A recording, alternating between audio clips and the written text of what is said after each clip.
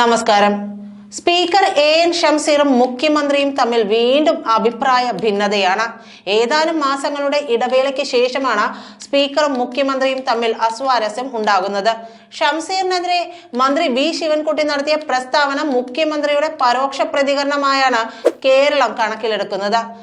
Governor Arif Muhammad Khan പരിണിത പ്രജ്ഞനാണെന്നാണ് ഷംസീർ കഴിഞ്ഞ ദിവസം പറഞ്ഞത്. സത്യത്തിൽ ഈ അഭിപ്രായ ഭിന്നത മുഖ്യമന്ത്രിയുമായല്ല, സാക്ഷാൽ മരുമോൻ മന്ത്രി മുഹമ്മദ് റിയാസുമായാണ്.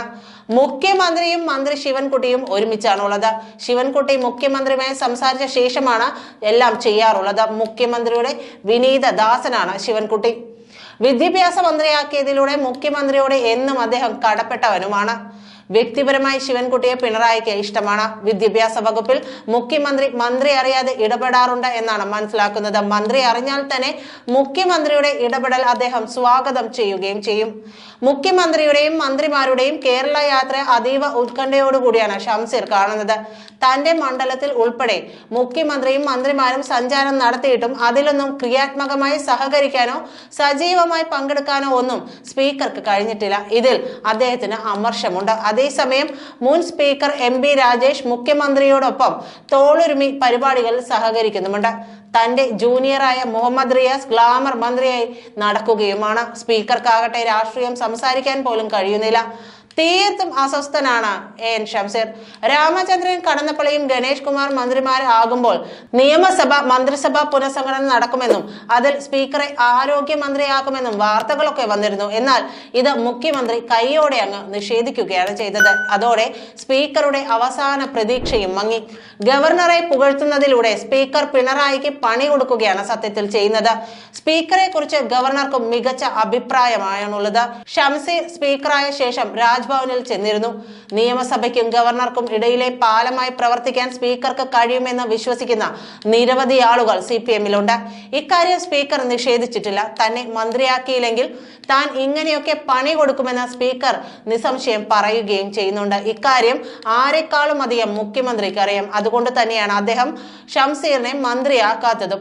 ഷംസീർ ക്യാബിനറ്റിൽ എത്തിയാൽ അത് റിയാസിന് ഭീഷണിയാണെന്ന് മുഖ്യമന്ത്രി മനസ്സിലാക്കി. അതാണ് ശാന്തശീലനായ MP രാജേഷിനെ മന്ത്രിയാക്കിയ ശേഷം സ്പീക്കറായി ഷംസീറിനെ നിയമിച്ചത്.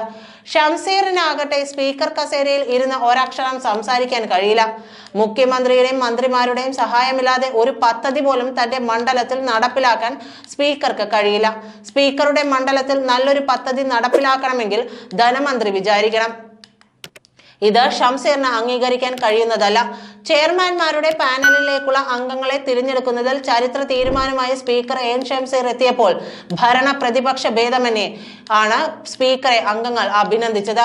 പ്രതിപക്ഷ നേതാവ് ഉൾപ്പെടെയുള്ളവർ ഷംസീറിന് അഭിനന്ദനം അറിയിച്ചപ്പോൾ പിണറായി മാത്രം ഷംസീറിനെ കണ്ടില്ലെന്ന് നടിച്ചു.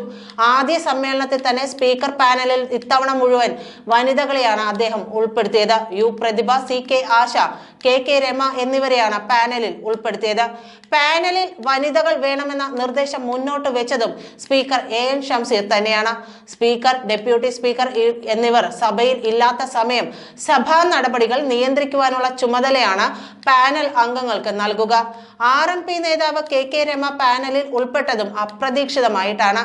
KK രമ ചെയറിലിരിക്കുമ്പോൾ മുഖ്യമന്ത്രിക്ക് സംസാരിക്കേണ്ടി വന്നിരുന്നുവെങ്കിൽ അദ്ദേഹവും സാർ എന്ന് അഭിസംബോധന ചെയ്യേണ്ടി വരുമായിരുന്നു. പാനൽ തിരഞ്ഞെടുക്കുമ്പോൾ പ്രതിപക്ഷത്തിന് ഒരംഗത്തെ നാമനിർദ്ദേശം ചെയ്യാമെന്നാണ് ചട്ടം. അങ്ങനെയാണ് KK രമ പാനലിൽ ഉൾപ്പെട്ടത്. UDF അംഗമായ ഉമാ തോമസ് ഉണ്ടായിട്ടും രമയെ നാമനിർദ്ദേശം ചെയ്തു എന്നതും ശ്രദ്ധേയമാണ്. നേരത്തെ നിയമസഭയിൽ പ്രതിപക്ഷ നേതാവ് VD സതീശൻ സംസാരിക്കുന്നതിനിടെ ഷംസീർ ഇടപെട്ടപ്പോൾ ഷംസീർ സ്പീക്കറുടെ ജോലി ഏറ്റെടുക്കേണ്ടെന്ന് സതീശൻ പറഞ്ഞത് ചർച്ചയാവുകയും ചെയ്തിരുന്നു. ഷംസീറിനെ സ്പീക്കറാക്കിയപ്പോൾ തന്നെ ഇത്തരം ചില കുരുട്ടുബുദ്ധികൾ പിണറായി പ്രതീക്ഷിച്ചതുമാണ്. പിണറായി കോടിയേരി ബാലകൃഷ്ണന് നൽകിയ വാക്ക് പാലിക്കുന്നതിന് വേണ്ടി മാത്രമാണ് ഷംസീറിനെ സ്പീക്കറാക്കിയത്. മുഹമ്മദ് റിയാസിനോടുള്ള വ്യക്തി വൈരാഗ്യമാണ് ഷംസീർ മുഖ്യമന്ത്രിയോട് കാണിക്കുന്നതും. മുഖ്യമന്ത്രിക്ക് ഷംസീറിനോട് പണ്ടേ താല്പര്യമുണ്ടായിരുന്നില്ല. മുമ്പ് ഷംസീറിന് സീറ്റ് നിഷേധിക്കാനും പിണറായി ശ്രമിച്ചതാണ്. അന്നും കോടിയേരി ഇടപെട്ടാണ് ഷംസീറിന് സീറ്റ് വാങ്ങി നൽകിയത്. എന്നായാലും ഷംസീർ ഒരു തലവേദനയാകുമെന്ന് അന്നേ പിണറായി മനസ്സിലാക്കിയതാണ്. ചികിത്സയ്ക്ക് ചെന്നൈയിലേക്ക് പോകുന്നതിന് മുമ്പാണ് ഷംസീറിനെ മന്ത്രിയാക്കണമെന്ന് കോടിയേരി പിണറായിയോട് ആവശ്യപ്പെട്ടത്. ഇക്കാര്യം തീർച്ചയായും പരിശോധിക്കാമെന്ന് പിണറായി ഏൽക്കുകയും ചെയ്തു. തിരികെ എത്തിയ പിണറായി വിശദമായ ആലോചനകൾക്ക് ശേഷമാണ് ഷംസീറിനെ സ്പീക്കറാക്കാൻ തീരുമാനിച്ചത്. ഇതായിരുന്നു അദ്ദേഹത്തിന്റെ ബുദ്ധിപൂർവമായ നീക്കം. സ്പീക്കറാകാൻ ഷംസീറിന് താല്പര്യമുണ്ടായിരുന്നില്ല. MP രാജേഷിനെ സ്പീക്കർ സ്ഥാനത്ത് നിലനിർത്തിക്കൊണ്ട് ഷംസീറിനെ തദ്ദേശ സ്വയംഭരണ വകുപ്പ് മന്ത്രിയാക്കാമായിരുന്നു. എന്നാൽ പിണറായി അത് വേണ്ടെന്ന് വെച്ചു. മുഹമ്മദ് റിയാസുമായി നടത്തിയ ചർച്ചകളെ തുടർന്നാണ് ഇത്തരമൊരു തീരുമാനം അദ്ദേഹം എടുത്തത്. മുഹമ്മദ് റിയാസിന് ഷംസീർ എന്നും ഭീഷണിയായിരുന്നു. കരാറുകാരും MLA-മാരും തമ്മിൽ അവിഹിത ബന്ധമുണ്ടെന്ന് റിയാസ് പറഞ്ഞതാണ് ഏറ്റവും ഒടുവിൽ വിവാദമായത്. ഇതിനെ പ്രതിരോധിക്കാൻ ഇൻസൾട്ടാണ് മുരളി, ഈ ലോകത്തെ ഏറ്റവും വലിയ ഇൻവെസ്റ്റ്മെന്റ് എന്ന ഷംസീർ MLA ഫേസ്ബുക്കിൽ പോസ്റ്റ് ഇടുകയും ചെയ്തിരുന്നു. ഇത് റിയാസിനെ ലക്ഷ്യം വെച്ചുകൊണ്ടുള്ള കുത്തായിരുന്നു. വെള്ളം എന്ന ഹിറ്റ് സിനിമയിലെ പഞ്ച് ഡയലോഗാണ് AN ഷംസീർ പ്രയോഗിച്ചത്. കരാറുകാരെ കൂട്ടി മന്ത്രിയെ കാണാൻ വരുന്നത് സംബന്ധിച്ച് മന്ത്രി മുഹമ്മദ് റിയാസും AN ഷംസീറും തമ്മിലുള്ള ഭിന്നത പരസ്യമായ സാഹചര്യത്തിൽ ഡയലോഗിന് രാഷ്ട്രീയ മാനം കൂടി കൈവരികയും ചെയ്തു. വിവാദങ്ങൾക്കിടെ ഒളിയമ്പാണെങ്കിലും AN ഷംസീറിന്റെ ആദ്യ പരസ്യ പ്രതികരണമായിരുന്നു ഇത്. സംസ്ഥാന സിനിമാ പുരസ്കാര ജേതാക്കളെ അഭിനന്ദിച്ചുകൊണ്ടുള്ള ഫേസ്ബുക്ക് പോസ്റ്റിന്റെ തലക്കെട്ടായാണ് AN ഷംസീർ ഈ ഡയലോഗ് ഉപയോഗിച്ചിരിക്കുന്നത്. വെള്ളം സിനിമയിൽ മുഴുക്കുടിയനായ മുരളി എന്ന കഥാപാത്രത്തെയാണ് ജയസൂര്യ അവതരിപ്പിച്ചതും മികച്ച നടനുള്ള പുരസ്കാരം നേടിയതും. സിനിമയിൽ മുരളിയോട് സിദ്ദിഖ് അവതരിപ്പിച്ച ഡോക്ടർ കഥാപാത്രമാണ് ഈ ഡയലോഗ് പറയുന്നതും. ഇത് റിയാസിനുള്ള അടിയാണെന്ന് അന്നേ അഭിപ്രായം ഉയർന്നിരുന്നു. ചില MLA-മാർ പൊതുമരാമത്ത് കരാറുകാരെയും കൂട്ടി മന്ത്രിയെ കാണാൻ വരുന്നത് അവസാനിപ്പിക്കണമെന്ന് ഏതാനും മാസങ്ങൾക്ക് മുമ്പ് പൊതുമരാമത്ത് വകുപ്പ് മന്ത്രി PM മുഹമ്മദ് റിയാസ് നിയമസഭയിൽ പറഞ്ഞതോടെയാണ് രണ്ട് നേതാക്കളും തമ്മിലുള്ള ഭിന്നത മറനീക്കിയത്. മന്ത്രിയെ കരാറുകാർക്കൊപ്പം കാണാൻ പോയ MLA ഷംസീറാണെന്ന് പിന്നീട് നവമാധ്യമങ്ങൾ എഴുതുകയും ചെയ്തു. ഷംസീറിന്റെ ഹൃദയത്തിനേറ്റ കുത്തായിരുന്നു ഇത്. CPM നിയമസഭാ കക്ഷി യോഗത്തിൽ AN ഷംസീർ റിയാസിന്റെ നിലപാടിനെ ചോദ്യം ചെയ്യുകയും MLA-മാരെ വിലക്കുന്ന അഹങ്കാരത്തിന്റെ ഭാഷ വേണ്ടെന്ന് പറയുകയും ചെയ്തുവെന്ന വാർത്തകൾ പുറത്തു വരികയും ചെയ്തു. മന്ത്രിയാകാൻ കഴിയാത്തതിലുള്ള പ്രതിഷേധം ഏറെ നാളായി മനസ്സിൽ കൊണ്ടു നടക്കുന്ന ഷംസീർ CPM യോഗത്തിൽ തകർത്തടിക്കുകയാണ് ചെയ്തത്. റിയാസ് അഹങ്കാരിയാണെന്ന് ഷംസീർ ആവർത്തിച്ചു. ഷംസീറിന്റെ FB പോസ്റ്റ് സംബന്ധിച്ച് ചില വിശദീകരണങ്ങൾ ഷംസീറുമായി ബന്ധപ്പെട്ടവർ തന്നെയാണ് പുറത്തുവിട്ടതും. സാധാരണഗതിയിൽ ഇത്തരം പരാമർശങ്ങൾ ഒരു MLA-യുടെ ഭാഗത്ത് നിന്നും വരുമ്പോൾ മാധ്യമങ്ങൾ അത് പിടിക്കാറില്ല. പോസ്റ്റിലുള്ള കുത്തുകൾ മാധ്യമങ്ങൾക്ക് ചോർത്ത് നൽകിയാൽ മാത്രമേ അവർ അതിൽ പിടിക്കുകയുള്ളൂ.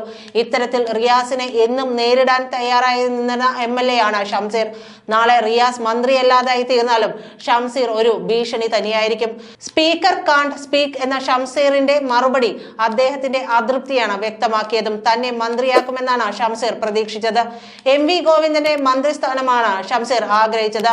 തദ്ദേശ സ്വയംഭരണ വകുപ്പ് മന്ത്രി എന്ന നിലയിൽ തനിക്ക് തിളങ്ങാമെന്ന് ഷംസീർ കരുതുകയും ചെയ്തിരുന്നു. നന്ദി.